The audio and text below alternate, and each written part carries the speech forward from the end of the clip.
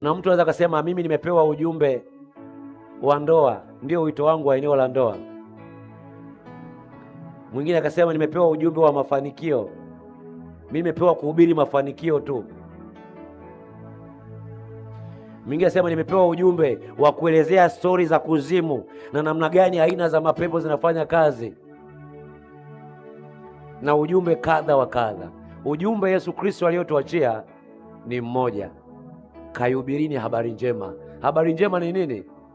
Yesu Kristo alifanyika kuwa laana ili wewe unayeamini uwekwe mbali na laana. Yesu Kristo alifanyika kuwa dhambi ili wewe unayeamini uwekwe mbali na dhambi. Yesu Kristo alituhesabia haki, sio kwa matendo bali kwa imani.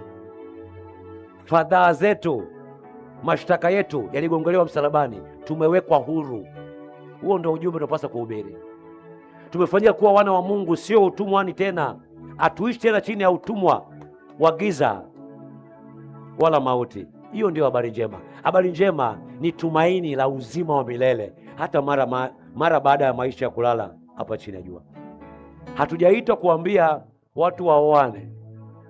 Hata hii mistari ambayo inatumika ya kufungisha ndoa kwamba sio vema mtu akae peke yake, sio mstari wa ndoa.